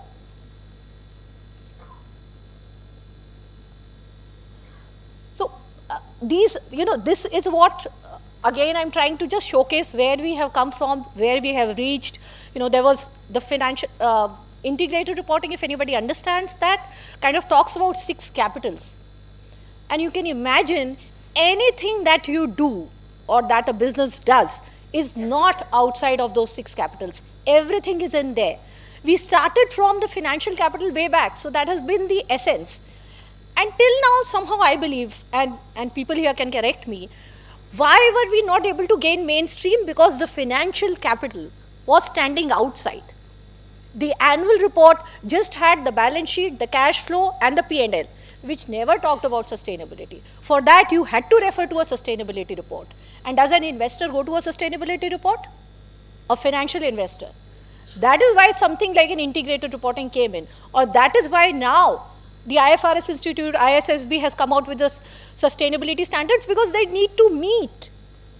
As an investor, I really need to see that are you driving profits out of the right means by doing the right things on all the 3 things: environment, social, and governance. And that is what I need to see in your accounts.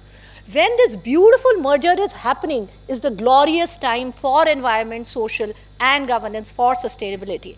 So financial capital started, then we moved to manufactured capital, then we moved to human and intellectual capital, and finally the era of sustainability and climate change happened.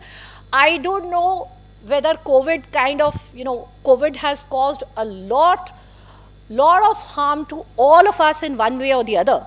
But I think the only good thing which has emerged out of it is our preference to understanding that yes, we are doing something wrong and the environment is something that we really, really need to preserve and conserve. again, I think in the last 2 years, the progress that we have seen for everybody to get into ESG, the government of India kind of announcing the net zero norms. Huge groups like Tata's, Reliance, Jindal's, etc., giving their net zero norms. Think of it, just kind of thinking of it actually is such a difficult task, but they have actually taken up those targets that they will become net zero. And I think this has all progressed in the last 2 years.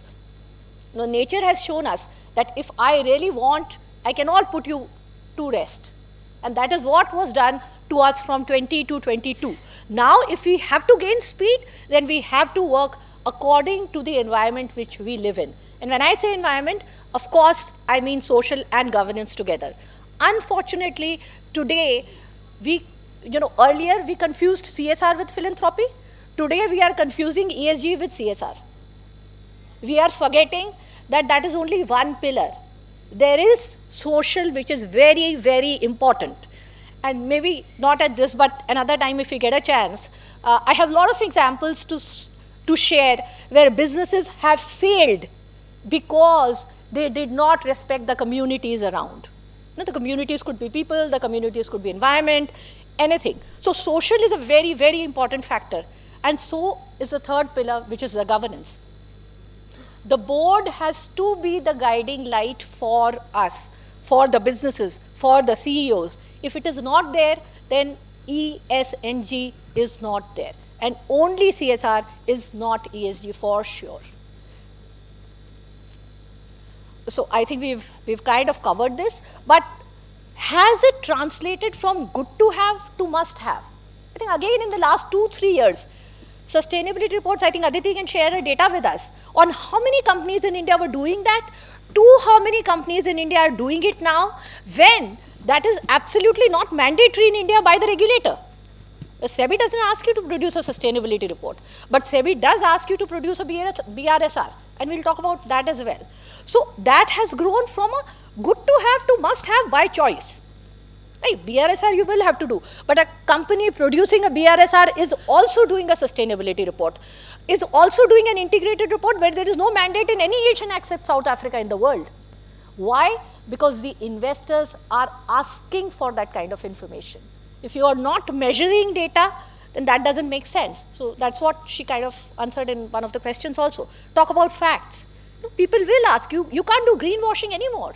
There are standards coming on assurances as well. The raters framework, I think that is also undergoing a change. And SEBI has already put out a discussion paper on that, which will get finalized soon. So that is where I think the role of the management accountants come in for clear-cut data to be instilled, because that data is going to get assured. Next year 150, 250, then 1,000. I think it's going to be another kind of an audit area which is coming up for professionals like you and I. Collaborations for survival. So I think this collaboration with not only communities that we have, but everybody, all our stakeholders. The business model has to change. So when, I'm a consultant. So when we used to do integrated reporting with people, the first thing which we used to tell the CEOs is that we will have to, kind of make your business model. And they used to laugh at us and say that, Meenakshi, we've been kind of running our businesses for long, and we have a respected business model, and here you come and say that, you have to make a business model for us. The business model which encompasses the 6 capitals, how that money is earned, to what good use that money is put to. What are the outcomes emanating? So you have an output for a business, but what are the outcomes? Outcomes is a very, very necessary thing that we as business owners, as professionals, don't pay heed to, and that is what is causing all the mess. So that is where, the whole business model will change if you look at it from the ESG perspective.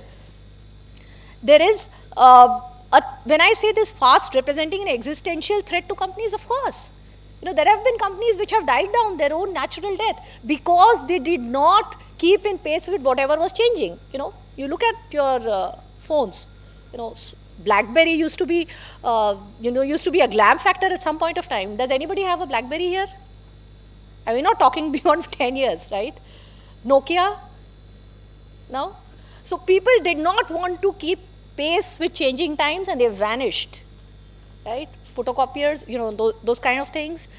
Kodak moment, the moment that the adjective still remains, but are Kodak cameras there anymore? In fact, for that matter, any cameras, digital ones are not there anymore, right? I feel so bad because I had spent a fortune buying one camera, and after 2 years I found that I was clicking more pictures with the mobile rather than the camera. So the same is with us as professionals also. You may like it, you may not like it, and that's what I say almost at all my conversations. You like ESG, you may not like it. But if you don't adapt to it, then I'm sorry. These are changing times that we kind of have to respect. Stakeholder activism, that is another thing very, very important, which Mr. Bhattacharya had pointed out. Those are the proxy advisors, right? On the governance thing, if I pick up, because I'm a governance professional, they kind of put you a negative rating if your independent directors have been with you for long, right? Your Companies Act provides you 5 + 5, 10 years. But if you are beyond 5 years, the merit that they give is, do you really think they're independent? So again, in law and spirit, some confusion. So respect those voices, get them into the room, at least talk it out with them. They may have some suggestions which can improve, but just keeping them away is not going to help. It's just not going to help. So whether they are environmental activists, shareholder activism, everything is gaining prominence. So it's not democracy in the democratic way of things, but democracy otherwise also is growing. So we need to understand and have everybody together to be able to grow our businesses very well. The regulatory landscape, if you look at India, we had some NVG guidelines come up in 2011. I will not traverse through all of this, but now last month, June 14, is when SEBI came out with that circular, which it had already passed in its board meeting in March 29, saying that there will be a BRSR core. So again, coming to factual data collection, KPIs. You understand that better than anybody else, right? KPIs, they have given those KPIs, and now you give me the information basis that KPI, and hey, I will have somebody verify that as well. So assurance comes into play. Then your value chain partners. So there's enough mess to be sorted, right? But all of that has to be there if we have to present a clean picture. Why do we rely on audited accounts? So somebody has had a vision. Somebody has looked them through. Somebody has signed them. Similarly with your ESG reports also. Somebody signing them will give a credibility to the user, reader, investor, whoever is coming in. So the times with SEBI are in India, and I sit on some global committees for ESG reporting, and let me tell you, BRSR is one good format, though I will still say that it has a long time to go, because I somehow am not a very good fan of the tick in the box kind of reporting. But if you have to be comparable with global standards, with your peer companies sitting globally, I think that is the way to at least start with. But this is on the top of agenda of our regulator, our government as well, and that is, I think, a happy and a good news for us. This is what Aditi has already covered, so I don't think I need to spend any time here. Let's look at future. I think this is a very interesting slide. Where we've seen this, and I look at this global risk landscape, wherever this World Economic Forum kind of releases it. Just have a look at the legends which are there, right? This is the 23 risk landscape, and this is the 22. There is no economic risk in the top 10 risks in 2023. Though that would be a little wrong to say, because most of them have an impact on your economic, on economics as well. But the top risk which has been highlighted is failure to mitigate climate change. That's the top risk. And this is not Meenakshi Sharma who's saying that. This is World Economic Forum who's saying that, right? Even last year we had climate action failure as the top risk. So what I'm saying is green colors are dominant everywhere. So everybody has understood that the way forward is by respecting Mother Nature and the social and the governance aspect of it. Otherwise, we're not going anywhere. I don't know how it would have looked 10 years back. I don't think besides 1 or 2 greens, anything would have been there. So I've done a lot of annual report work for client companies and companies as such. The MD&A asks you to talk about risks and opportunities. Hardly would you have seen the environment or the social or the governance risks coming up there. Now with materiality, etc., coming in sustainability reports, when you do a materiality analysis, you engage with your stakeholders and you bring out your top material risks. That is where it is getting a place. And when, both the reportings will merge and you will have a single report talking about it, I'm sure that the green risks will come to the top and the management discussion and analysis will also talk about it. The trends which are coming in, I think information on supply chain will become very, very, I think that was one of the questions also, right? I don't think if I'm doing good myself, okay, I travel in fancy cars for even a shorter distance, I use a lot of airplanes, etc. But, I am eating in bamboo plates. So I can say that, I am good, but I'm not bothered about the value chain that I have used for myself. That's not the way it's going to go any further. Right. We were having a conversation and Mr. Bhattacharya was saying that a company is just reporting about good done with their employees, not outside. So I think the GHG 3 emissions, people are seriously lost about it. Whoever we talk to, they're saying this is absolutely impossible, but I'm sure in the next 1 to 2 years, people will make their way throughout. But your value chain partners, you have to kind of get the spirit down there also. I agree that it is going to be difficult, but there's no way around it. Financial reporting, I think that 2 standards are already out. I'm sure you guys already would have also started working around it. The chartered accountants are messing up their head because till now they thought that, oh, this is somebody else's thing. I don't need to think about it with no hard feelings towards any chartered accountants in the audience here. But now they agree that, they come to us and they say that, we really need to understand something about it. So it's good. It's really good. Reporting, I think Aditi has again, spoken a lot about reporting, so I'll not talk about it, but reporting will focus on how you are implementing. So the short, medium, and long term will have to come into play. This will not be a reporting for a reporting's sake, but it has to evolve into our ESG kind of integrated thinking. We will have to incorporate that into the business models of our organization to be able to do that. The future of ESG reporting, of course, we are seeing that the frameworks and the standards, there's a thin line. In her presentation also, we saw that figure, right? And there was this common thing in between. So I think there is some collaboration happening there, good for us. Governments and regulators, the worldwide are thinking about it. Stakeholders are asking for it, so there is no other choice but to give it. Assurances are very, very important because to be able to rely on something, it needs to be audited. The last but not the least is digitizing it. I think that is something which all the reports are kind of going that way. CEO's dilemma, there are some facts on the screen from a CEO survey that we had done, speaks for itself. The CEOs today are agreeing that my business can flourish if I incorporate the ESG principles, and I may have to face some heat if I still don't look at that. So, those are some of the figures that you see on the screen. There are again top 5 challenges that the CEOs have recognized. If they don't get the budgets, etc., no implementation happening, that is again going to, they're going to feel a heat on the business, is what they say. So then, if we say all of this, then how is the CEO agenda kind of going to look like?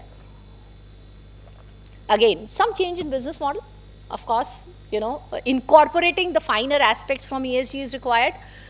Looking at the demands from investors, I would rather say demands from all stakeholders to kind of come in.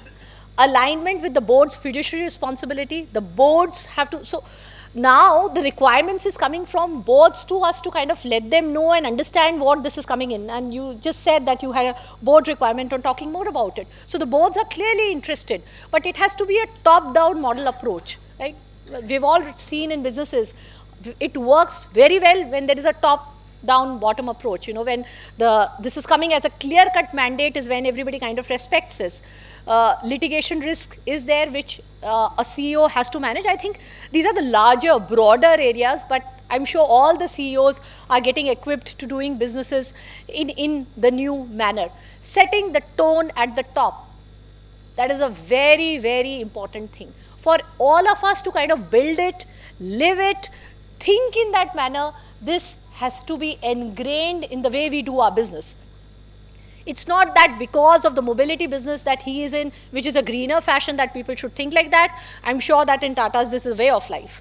It should become a way of life. So I, again, I will refer to the Tata's group because I really, really hold a lot of respect for this large group in India. And I happened to be at Jamshedpur when they were just taking me through a round, and they actually showed me that this was the first company in India to kind of launch the PF system way before it was heard of.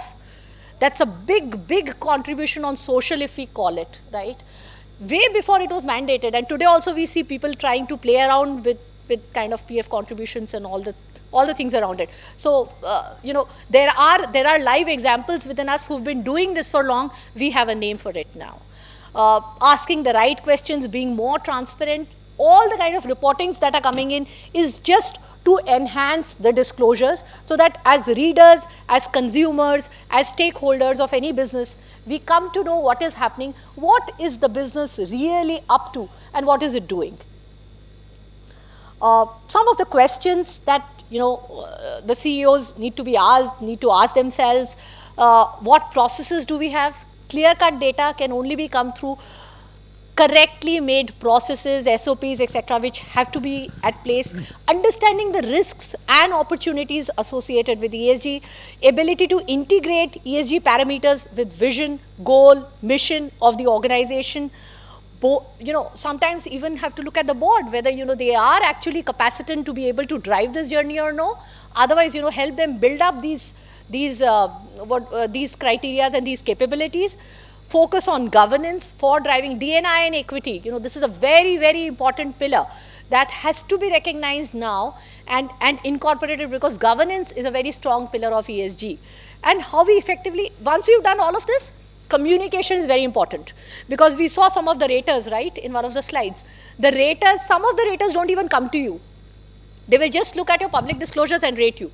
You really don't want to go in a toss for your business if you've got a bad rating from one of the sustainability raters. So the disclosures and the reporting is very, very important.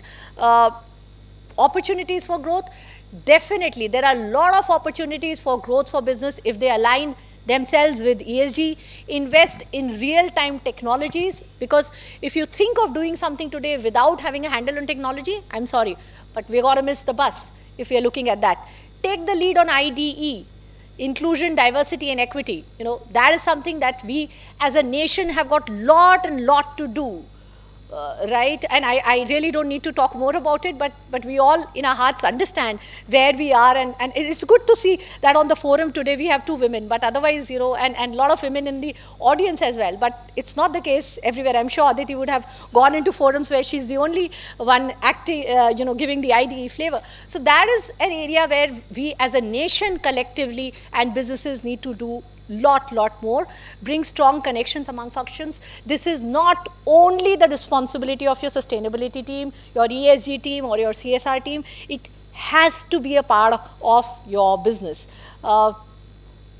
CMA's role. So, the last slide, but I think this is the slide that you all should kind of like. I have spoken about it during the presentation also. What can be your role?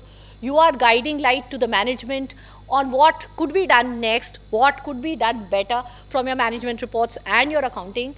I think this is where your data analysis, reporting of ESG parameters is something that you can build up into your MISs. ESG goal settings and targets, integrating ESG into risk management frameworks, very, very important, and providing an analysis basis all the data that you have gathered to your management so that they can take right decisions for the business. And of course, financial implications or ROIs. Everybody is doing their bit, right? You and I, if we do something as small as kind of, using, I'll put in a very small example, using 1 glass per day, and not every time you drink water, you put that glass to washing. You are doing your bit. We should always remember that and feel happy about it. We are doing our bit, but we need to understand, is it enough? That is a question that I will leave you with. Thank you so much for having me here. If there are any questions, I can kind of. Yes, please.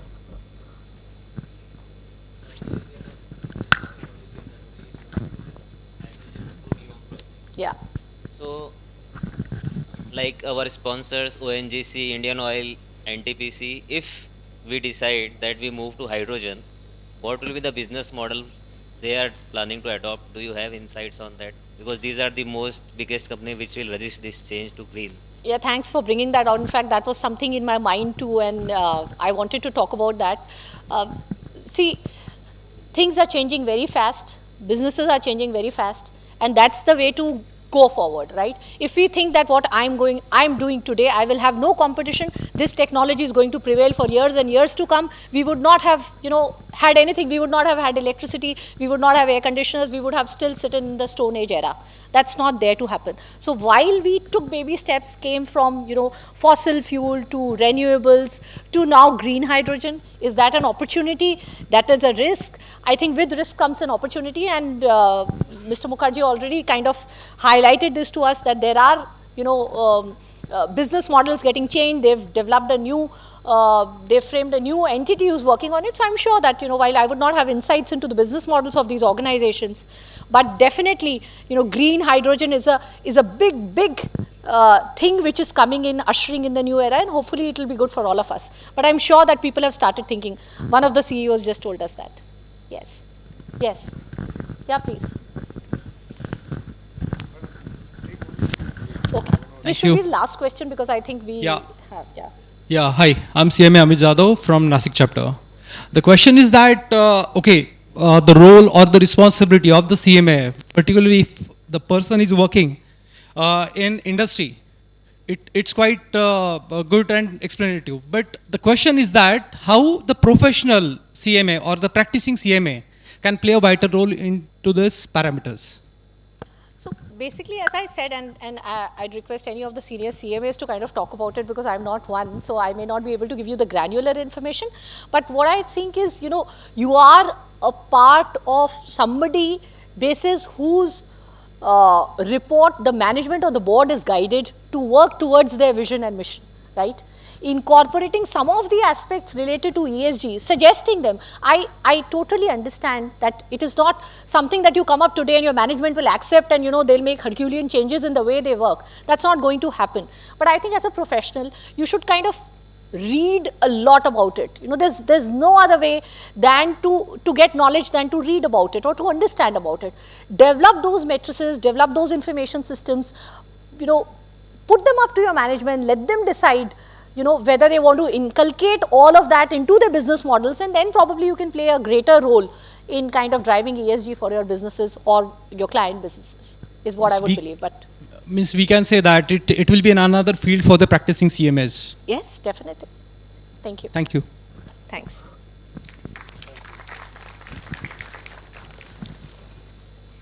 Thank you, ma'am, for such an insightful presentation and all.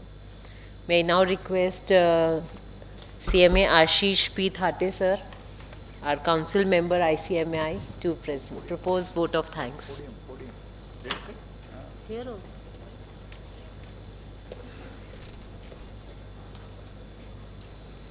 Far better than that. So, thank you so much to all our presenters who has presented today. My special thanks to CMA Professor Ashish Bhattacharya sir. He has set the tone for this session. He had set the tone, and all of our speakers were speaking on those lines. So thank you so much, sir, for your enlightening speech. Asim sir is our dearest one, and he is being CMA and into Tata Motors Mumbai, so we meet very frequently at various places in Mumbai also. Sir, I'm very thankful that we are aware about what is happening in the sector, about EVs and everything. 20 years back, if somebody had told me that there will be a electric vehicle which will run on the roads of Mumbai and any other city in the India also, it could have been a laughing stock for that day, that how it is going to happen. Today, we are seeing that the technology is improving. Of course, there is a pressure of ESG, sustainability and everything which is there. Sir, my dream is that today I am speaking this July 2023 why not 30 years down the line, we will have an airplane also running on the battery, which will save lot of, which will have the sustainability, and we will be traveling. I don't know whether I'll be there or not, but 30 years down the line, it's our dream. I mean, unless you have that vision or a dream, and I want Tata Motors, I mean Tata company to produce that. That is what my intention to say as an Indian company. So why not a airplane should also go have the sustainability or a battery operated thing. So thank you so much, Asim Mukhopadhyay sir, for your enlightening speech. Aditi Haldar madam is nothing but she is very much near to the institute. She is a part of our sustainability board. So thank you so much madam for giving brief history of sustainability and GRI and everything else as such. Yes, what you have rightly stated is possibly when I am seeing 30 years, a plane is still a far away 30 years, but 10 years or 5 years down the line, we will have a separate professionals. We call it as a sustainability professionals or ESG professional. Nowadays, people call themselves as what you also stated, but there will be a lot of people, those who will come up as a sustainability professionals or ESG professionals. And I'm proud to say that the beginning of this kind of terms has started from this session, this Global Summit ICMAI 2023. So thank you so much, madam, for enlightening us on these such themes. Meenakshi madam is little bit odd man out, rather odd woman out, I should say, because I'm Ashish, she's Asim, Ashish, Ashwin, Aditi. You have only start with the M. So, however, your presentation was very thought-provoking. I don't know, yesterday I was not fully present here, what has been deliberated yesterday on ESG, etc. But I'm carrying so many papers, people must be worried what I'm carrying as so many papers. Sorry, I lost that page. Give me a minute's time.